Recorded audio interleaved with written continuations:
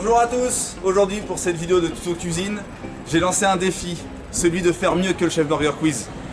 Et je ne l'ai pas donné à n'importe qui ce challenge, je l'ai donné au chef Lucas Potier. Allez, venez, je vais vous le présenter. Bonjour Lucas, merci d'avoir répondu présent à cette participation. Avec plaisir. Est-ce que tu peux te présenter pour les personnes qui vont regarder cette vidéo, un petit peu ce que tu fais, d'où tu viens, pourquoi tu es là? Alors, je m'appelle Lucas, je suis cuisinier, j'ai fait un bac pro cuisine en Normandie, je suis originaire de Normandie. À la suite de ce bac pro, j'ai fait un BTS hôtellerie-restauration et Angers parce que j'ai terminé mon cursus scolaire ici l'année dernière à l'université d'Angers, en licence professionnelle métier des arts culinaires. Je suis ici parce que à cause du Covid, je suis sur Angers, je suis revenu ici pour créer mon entreprise en tant que chef à domicile et cours de cuisine à domicile.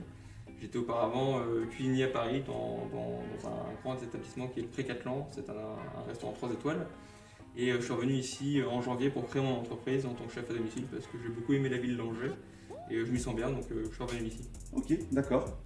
Et qu'est-ce que tu fais à côté de ça? Est-ce que tu as une activité en ce moment? Alors mon activité actuellement tourne autour de justement ces repas à domicile et ces cours de cuisine à domicile que je propose aux particuliers qui souhaitent soit pour leur repas retrouver un petit peu les sensations d'un restaurant mais chez eux. Ok. Et les cours de cuisine sont ouverts à tous, à ceux qui veulent en apprendre un peu plus ou se perfectionner dans un domaine culinaire. Qu'on soit débutant ou confirmé en cuisine, c'est vraiment... Tu t'adaptes à vraiment... Je m'adapte à tout le monde, il n'y a pas de prérequis à avoir ou autre, c'est vraiment si on a envie de découvrir la cuisine ou approfondir ses connaissances, Ok. c'est ouvert à ça. Comment on peut te contacter? Alors je suis présent sur les réseaux sociaux, sur Facebook, ma page Facebook c'est Lucas Potier, chef à domicile, mon site lucaspotier.com et sur Instagram @lucapo, LU-KPO. Ok, Voilà. ça marche. De toute façon, vous allez retrouver toutes ces informations en description dans la vidéo. En tout cas, n'hésitez pas à le contacter parce qu'il fait vraiment des très belles choses. Merci. Et c'est un vrai plaisir, il explique bien. Donc je pense que vous pouvez apprendre vraiment beaucoup de choses et passer un agréable moment surtout. Donc n'hésitez pas à le contacter.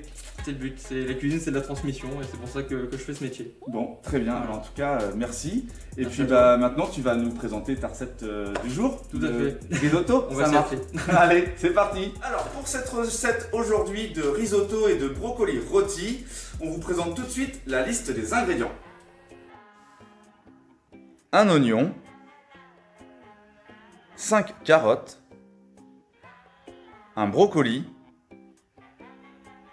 50 g de champignons,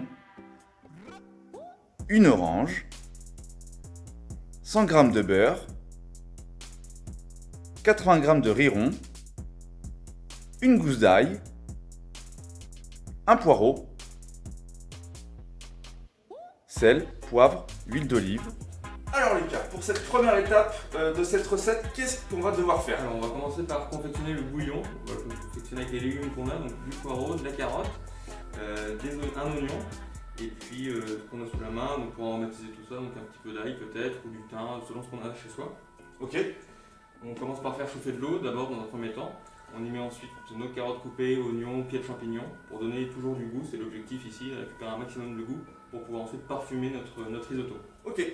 Donc dans une casserole, vous allez mettre un tiers de volume d'eau et vous allez mettre tous les légumes qu'on vient de citer, que vous avez préalablement lavés, à faire chauffer. Combien de temps à peu près? Ça va être une vingtaine de minutes. Pendant 20 minutes. On va vous montrer tout de suite à quoi ça ressemble. Je commence par retirer les feuilles de mon brocoli qui restent juste en dessous, voilà. Hop. Et je vais ensuite venir le couper en tranches pour venir le retirer à la poêle juste ensuite. Je coupe le pied également, il est un petit peu abîmé, voilà. Je vais maintenant le tailler en tranches épaisses. Donc ça va venir un peu comme une viande dans l'assiette. On va avoir ce morceau poêlé là qui va venir donner de la mâche et de la texture. Et on aura vraiment l'impression d'avoir comme une pièce de bœuf un petit peu dans l'assiette. Voilà. Un peu verte la pièce de bœuf quoi. Voilà, c'est ça. On passe sur le végétal. Le reste, évidemment, on ne le jette pas. On peut tout à fait se servir pour faire une petite purée pour accompagner à côté. Alors, on va pouvoir passer au brocoli rôti. Je vais commencer par faire chauffer mon huile d'olive, uniquement l'huile d'olive, avec la demi-gousse d'ail qui me reste pour parfumer l'huile d'olive. Et je vais pouvoir déposer donc ma pièce de brocoli. Je commence par la mettre sur la poêle. Je vais la faire tremper dans toute l'huile d'olive pour éviter qu'elle brûle et qu'elle accroche. On va pouvoir commencer à la cuire comme ça. Et une fois qu'elle aura bien coloré, On va pouvoir ajouter le beurre qui va venir nourrir notre pièce, la rendre plus moelleuse et finir de la cuire. Le brocoli est bien coloré. Sur ces deux faces, on voit qu'il a pris une belle coloration. Donc à un feu moyen, fort, entre les deux, je vais pouvoir ajouter mon beurre, environ 30 grammes, 30-40 grammes. Ça va me faire ce qu'on appelle un beurre mousseux. Et avec ça, je vais pouvoir venir arroser et nourrir mon morceau de brocoli.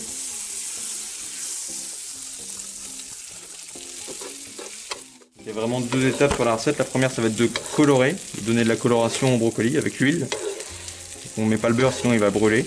Et on finit la cuisson justement avec le beurre pour venir nourrir justement le brocoli. Et faire qu'il soit pas sec déjà, et qu'il soit aussi un peu plus gros.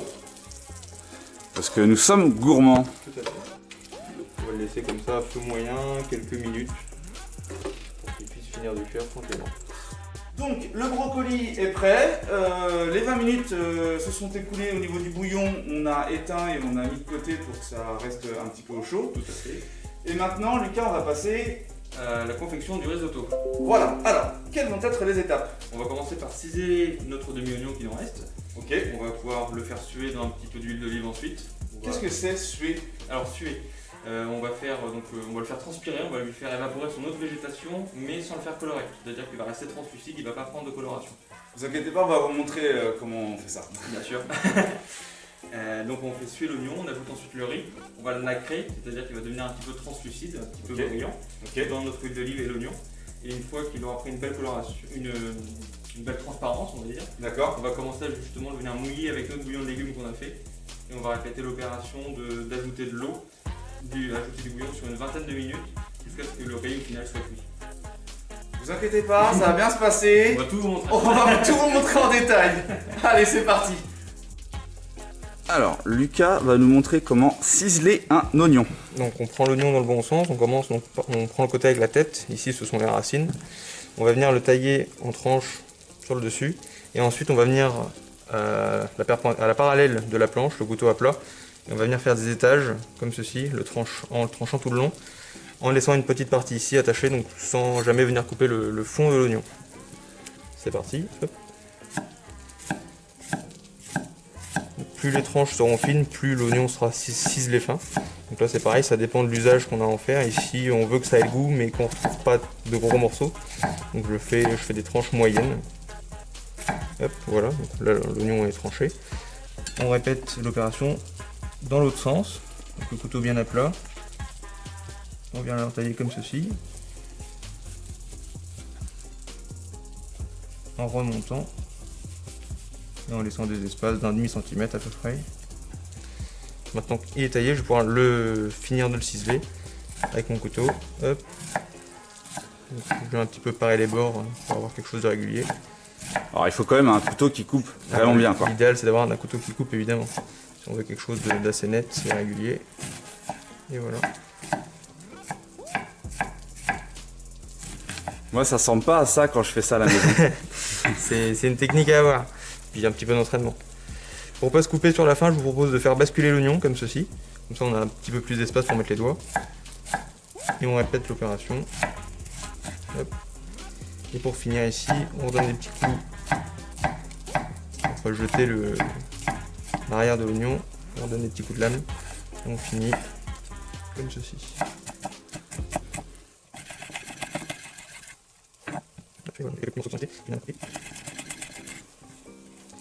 Et voilà, un oignon ciselé. Une fois que l'oignon a été ciselé, qu'est-ce qu'on va faire? On vient le suer, donc dans une casserole moyenne, à feu moyen. Un petit peu d'huile d'olive pour éviter qu'il brûle. On vient y verser notre oignon ciselé, notre demi-oignon ciselé. En le mélangeant régulièrement évidemment pour pas qu'il accroche ou qu'il brûle justement. Donc là, à feu moyen, on va venir doucement le faire un petit peu réduire, un petit peu compoter. On va le laisser suer. C'est vraiment ça, on va voir l'eau de végétation qui va commencer à s'évaporer.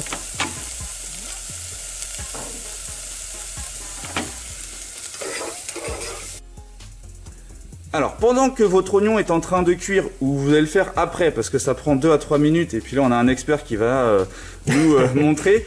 Donc comment découper une carotte en brunoise? Est-ce que tu peux nous dire en 2 mots c'est quoi le principe de la brunoise? Tout à fait. Alors le principe de la brunoise, c'est de couper en petits cubes un aliment, donc ici la carotte. Une brunoise, si on veut aller un petit peu dans le côté technique de la chose, ça fait 5 mm par 5 mm de côté.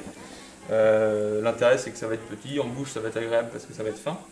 Et là dans le risotto, ça s'y prête très bien, ça va très bien se mélanger avec le riz. Donc pour commencer, ma carotte c'est un objet un aliment qui est arrondi. Pour éviter de se couper, voilà, pour pas que ça glisse, je viens faire une petite base, comme ceci, donc là ma carotte est stable. Et ensuite je viens détailler des tranches, donc de 5 mm à peu près. Hein. Le tout c'est d'essayer d'avoir quelque chose qui fait la même taille partout pour avoir une cuisson uniforme. Donc là j'ai moins de prise, donc je retourne ma carotte. C'est bon. On vient tailler ensuite nos tranches en bâtonnets.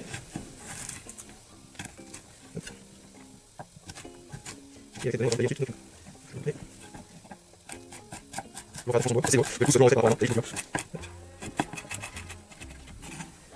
voilà, une petite brunoise parfaite pour aller dans notre risotto.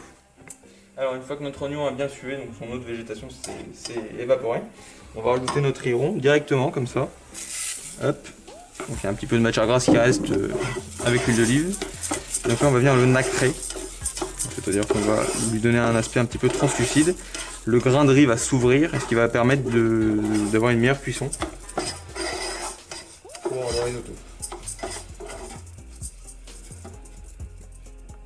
On va le laisser comme ça en le remuant 2-3 minutes sur le feu avant de rajouter notre bouillon. Alors notre brocoli est prêt. On a mis le riz risotto avec le mélange de l'oignon ciselé. Et maintenant on va attendre. Après on ajoutera un petit peu de bouillon comme ça de temps en temps. On mettra les carottes, ensuite le bouillon. Et en fait le bouillon va s'évaporer au fur et à mesure et on viendra en remettre jusqu'à ce que le riz soit cuit. Ok. Et maintenant, on va passer à l'orange. L'orange, tout à fait. Donc on va la travailler de deux façons. On va d'abord récupérer les zestes. Le zeste pour venir un petit peu agrémenter et condimenter le plat sur le brocoli. Différence entre le zeste et le ziste? Tout à fait. Le zeste, c'est la partie extérieure, donc la partie orange de l'orange, c'est la partie jaune sur le citron. Et en dessous se trouve la partie blanche, ça c'est ce qui s'appelle le ziste, c'est très amer. Et c'est pour ça qu'on ne peut pas le récupérer. Voilà, il faut faire ça avec le mou aussi. Donc après avoir récupéré le zeste, on vient récupérer donc les segments d'orange pour venir agrémenter là aussi le risotto et apporter un petit peu de fraîcheur au plat. Top. On vous montre tout de suite comment faire ça. Tout à fait. On va récupérer donc le zeste de l'orange avec une râpe. Donc là c'est une petite râpe portable. Maintenant ça peut le faire avec une râpe plus importante. On passe sur la peau, donc en appuyant un petit peu, mais en passant assez vite pour pas justement aller attaquer la partie de dessous, qui va être donc le ziste et qui va être vraiment ce qui apporte de l'amertume, et c'est pas du tout ce qu'on cherche ici.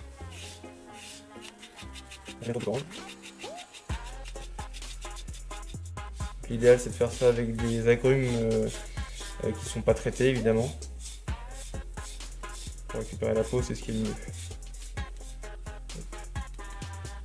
Au-dessus d'un bol, je viens récupérer mon zeste. Hop. Et voilà, on va pouvoir venir assaisonner le plat avec ça.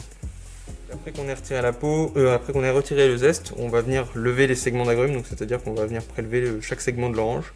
On commence par retirer la peau. Donc à l'aide d'un couteau assez fin, donc ici c'est un couteau filet de sol, la lame du couteau est flexible, c'est un couteau dont on sert pour les poissons.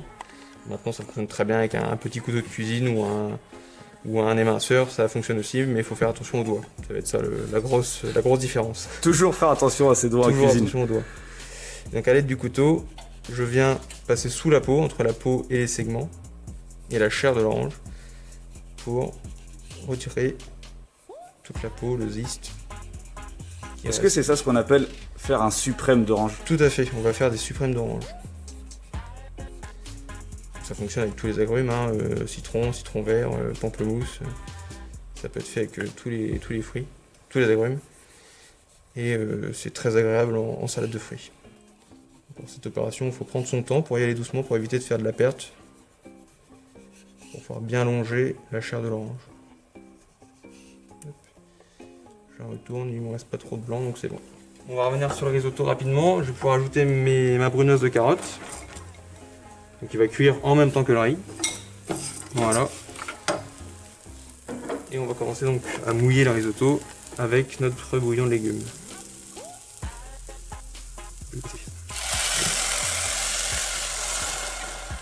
Donc si on a un petit peu de vin blanc à la cuisine, à la maison, on peut commencer par le mouiller une première fois avec un petit peu de vin blanc et ensuite avec le bouillon.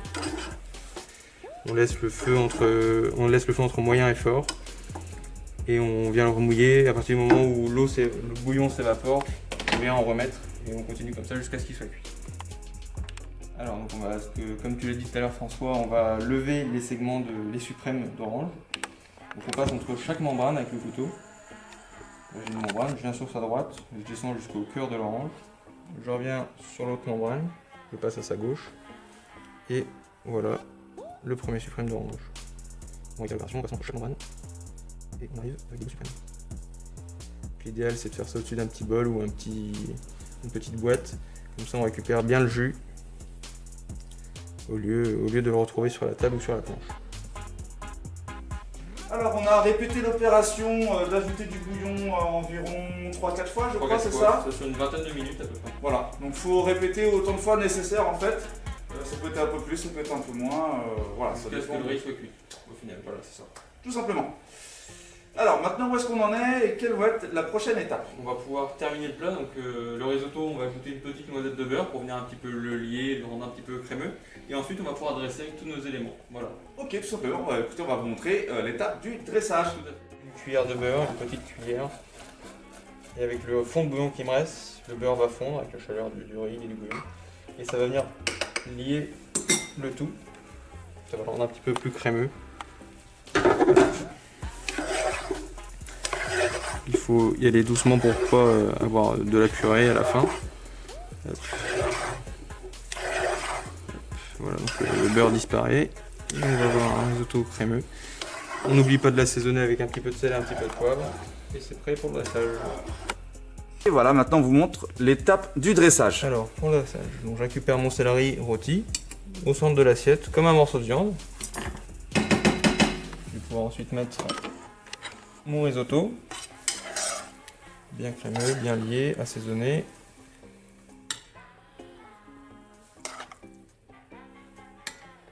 Hop, 2 bonnes cuillères. On va y avoir un jeu de texture entre le fondant du risotto et le fondant croquant du brocoli. Je vais ensuite ajouter quelques morceaux d'orange, ça va rajouter un petit peu de fraîcheur, un petit peu de sucre également.